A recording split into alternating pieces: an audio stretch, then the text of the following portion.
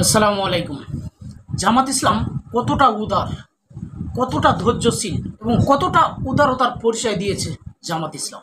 দর্শক, আপনারা দেখে থাকবেন অনলাইনে যে জামাত এবং চরমনের ভিতরে যে একটা দ্বন্দ্ব বা শত্রুতার একটি ভাবধারা দেখা যায়, পরিচয় আপনারা দেখতে পান। কিন্তু আর আমরাও দেখেছি যে চরমনের পীর সাহেব জামাত সম্পর্কে অনেক বাজে মন্তব্য করে।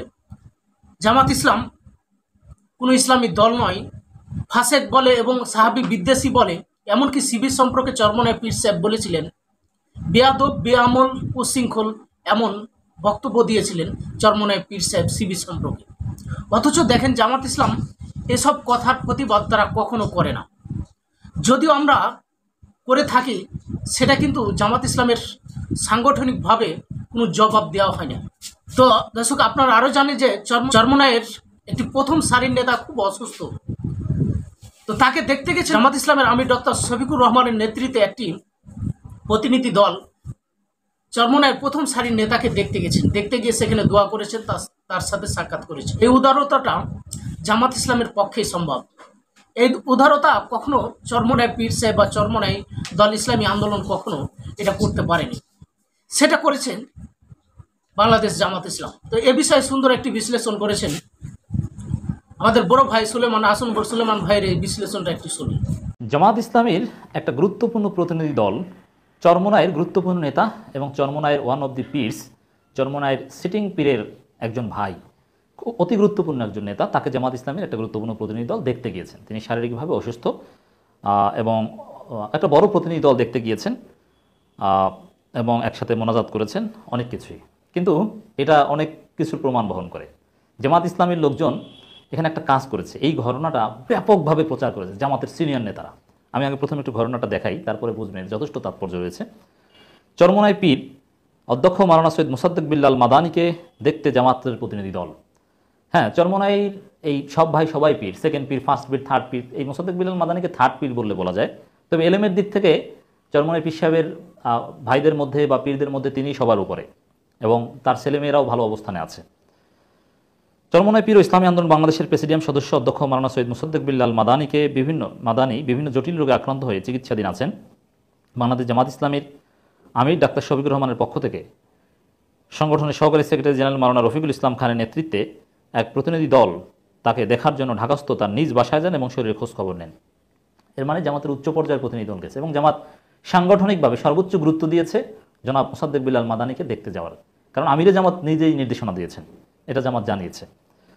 প্রতিনিধি দলের অন্যান্য সদস্যরা হলেন ঢাকা মহানগরী দক্ষিণের আমির জনাব নুরুল ইসলাম বুলবুল, কেন্দ্রীয় কর্মপরিষদ সদস্য জামাত ইসলামীর ওলামা বিভাগের সেক্রেটারি ডক্টর মাওলানা খলিলুর রহমান মাদানী, ঢাকা মহানগর দক্ষিণ ওলামা বিভাগের সভাপতি অধ্যক্ষ মাওলানা মোশাররফ হোসেন, মহানগর জামাতের মধ্যশিরা সদস্য ডক্টর মুফতি আবু ইউসুফ খান, ওলামা টিম সদস্য বিশিষ্ট মিডিয়া ব্যক্তিত্ব মাওলানা লুৎফর রহমান, মুহাদ্দিস মাওলানা শাহ আলম, অধ্যক্ষ মাওলানা আলাউদ্দিন, অধ্যাপক মাওলানা জাহিদুর রহমান প্রমুখ। এর মানে গুরুত্বপূর্ণ এবং উচ্চ পর্যায়ের প্রতিনিধি দলেই একেবারে আমিরে জামাতের নির্দেশে মোসাদ্দেক বিল্লাল মাদানিকে দেখতে গিয়েছেন এবং আরও যেটা বলা হচ্ছে, দেখতে যাওয়ার পর সেখানে বসে সবাই মিলে একাত্রে দোয়া করেছেন। খুব সুন্দর হৃদ্যতাপূর্ণ আলাপ আলোচনা হয়েছে বলে আমরা জানতে পেরেছি।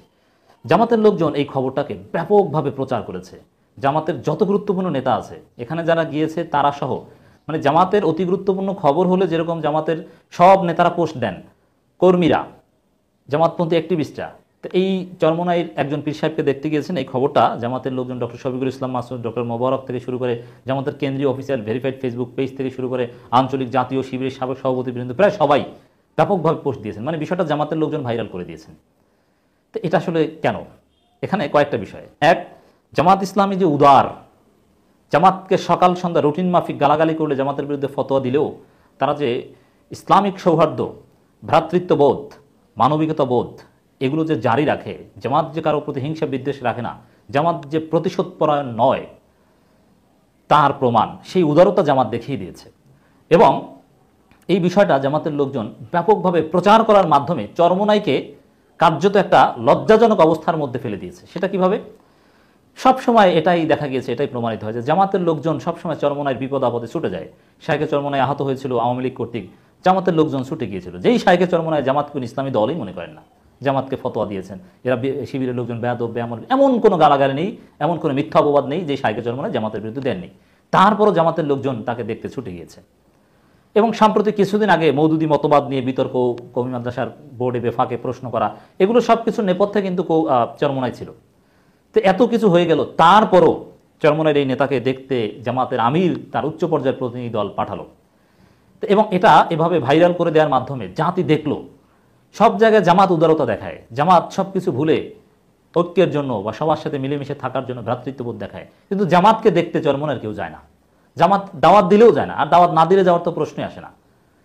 ইফতার মাহফিলে এই রমজানে জামাত ইসলামী চরমোনাইয়ের পীর সাহেব সহ উচ্চ পর্যায়ের সবাইকে দাওয়াত দিয়েছে, কিন্তু কেউ যায়নি। এর মানে জামাত দাওয়াত দেয়, তারপরও চরমোনাই যায় না। আর চরমোনাই দাওয়াত দেয় না, জামাতকে গালাগালি করে, ফতোয়াবাজি করে, এড়িয়ে চলে, তারপরও জামাত যায়। মানে এই বিষয়টা জাতির সামনে সুন্দরভাবে স্পষ্ট হলো। জামাত উদার আর চরমোনাই যে আসলে হিংসুক, তারা যে আসলে আওয়ামী দালালি রাজনীতি করে, শাহবাগী রাজনীতি করে, এই বিষয়টা আরও বেশি প্রমাণিত হয়েছে। তো জামাত তাদেরকে দেখতে গিয়ে তাদেরকে লজ্জায় ফেলে দিয়েছে যে তোমরা উদারতা দেখাতে পারো না, তোমাদের মধ্যে ভ্রাতৃত্ববোধ নাই, আর জামাত কতটা উদার, কতটা মানবিক, এই বিষয়টা কিন্তু প্রমাণিত হলো। অতএব রাজনৈতিক দিক থেকে এই বিষয়টা প্রচার করার একটা গুরুত্ব আছে। এবং আরেকটা বিষয় না বললেই নয়, চরমোনাই পীর সাহেবদের বা চরমোনাই নেতাদের মধ্যে জামাত সম্পর্কে যারা কিছুটা ইতিবাচক ধারণা পোষণ করেন, যারা কম বিদ্বেষ পোষণ করেন, তাদের মধ্যে মোসাদ্দেক বিল্লাল মাদানী অন্যতম। তিনি যথেষ্ট ভালো এবং জামাতের অনেকের সাথে ব্যক্তিগত ভালো সম্পর্ক রাখেন। তিনি ব্যক্তিগতভাবে জামাত ইসলামী ইসলামী দল মনে করেন। শায়েখে চরমোনাই বা অন্যান্য আওয়ামী লীগ দালালদের মতো জামাতকে ইসলাম থেকে খারিজ করে দেন না। তিনি মাওলানা মওদুদি বা জামাতের সাথে ইখতিলাফ পোষণ করেন, দ্যাটস রাইট, কিন্তু মোসাদ্দেক বিল্লাল মাদানী জামাতকে ফেরকায় বাতিলা মনে করেন, এটা আমি জেনে বলছি। অর্থাৎ তিনি তুলনামূলকভাবে ভালো। মোসাদ্দেক বিল্লাল মাদানীর জন্য দোয়া, শ্রদ্ধা, ভালোবাসা। এখন মোসাদ্দেক বিল্লাল মাদানী সাহেব জামাতের ক্ষেত্রে কিছুটা ইতিবাচক সফট কর্নার রাখেন, এই কারণে দেখতে গিয়েছে, বিষয়টা এরকম নয়। চরমোনাইয়ের গুরুত্বপূর্ণ নেতা এই কারণে দেখতে গিয়েছে। বরং প্রচণ্ড জামাত বিদ্বেষী জনাব ফয়জুল করিম যদি এভাবে হসপিটালাইজড থাকতো বা এভাবে যদি অসুস্থ থাকতো, তাকে জামাত আরও বেশি গুরুত্ব দিয়ে দেখতে যেত, হয়তোবা জামাতের সেক্রেটারি জেনারেল বা আমি নিজেই চলে যেত। অতএব জামাতের প্রতি সফট কর্নার থাকা না থাকা এগুলোর উপর ভিত্তি করে জামাত এই ডিসিশন নেয়নি। এটা জামাতের স্বাভাবিক যে আদর্শ, জামাত আলেম ওলামা হুজুর এদেরকে মূল্যায়ন করে, এদেরকে শ্রদ্ধা করে, এদেরকে সম্মান করে। জামাত সবসময় ঐক্যে বিশ্বাসী, তাতে তারা জামাতকে যেভাবেই দেখুক না কেন। তা জামাতের যে দাওয়াতি দশক চলছে, গণসংযোগ দাওয়াতি পক্ষ চলছে, গণসংযোগ পক্ষ চলছে, এই সময় আমি মনে করি এটা জামাতের একটা চমৎকার উদ্যোগ। এবং জামাতের নেতারা যে স্মার্ট তার প্রমাণ হচ্ছে দেখতে গিয়ে ছবি তুলে ব্যাপকভাবে প্রচার করে দেওয়া। এই প্রচার করে দেওয়াটা, আবারও বলছি, ডেফিনেটলি চরমোনাইকে একটা লজ্জাজনক পরিস্থিতির মধ্যে ফেলে দিয়েছে। এবং জাতির কাছে স্পষ্ট যে চরমোনাই কতটা হিংসুক এবং বিদ্বেষ পরায়ণ। যে ইফতার মাহফিলে দাওয়াত দেয়, ইফতার মাহফিল যেখানে বিএনপি বা অন্যান্য কৌমি আলেমোলামারা গুরুত্বপূর্ণ সবাই এসেছে, সব ধরনের কৌমি আলেমোলামারা জামাতের ইফতার মাহফিল এসেছিল, কিন্তু চরমোনাইয়ের কেউ যায়নি, দাওয়াত গ্রহণই করেনি। মানে দাওয়াত কার্ড রেখেছে, ইনভিটেশন কার্ড রেখেছে, কিন্তু কেউ যায়নি। এর মানে আওয়ামী বলয়ের রাজনীতি। যাই হোক, জামাত চরমোনাইকে একটা লজ্জাজনক অবস্থার মধ্যে ফেলে দিতে পেরেছে। চরমোনাইয়ের এখন শিক্ষা হওয়া উচিত। চরমোনাইয়ের যদি লজ্জা থাকে, তারা যদি ন্যূনতম লজ্জাবোধ থাকে যে না, একটা দল কতটা উদারতা দেখায়, আর একটা ইসলামী দলের নাম দিয়ে এত বিদ্বেষ, এত হিংসা কিভাবে রাখি, মানুষ কি মনে করবে, সামান্যতম যদি এতটুকু সেন্স তাদের মধ্যে কাজ করে, তাহলে তারা পরবর্তীতে জামাতের দাওয়াত গ্রহণ করবে, জামাতকে দাওয়াত দিবে। হ্যাঁ, আওয়ামী বলয়ের রাজনীতি করুক, তাতে সমস্যা নাই, কিন্তু দুইটা ইসলামী দলের মধ্যে এতটুকু ইন্টারাকশন থাকতে পারে। তো এতটুকু সামান্যতম সৌজন্যতাবোধ চরমোনাইয়ের মধ্যে নেই। তো এখন লজ্জা হয় কিনা আমরা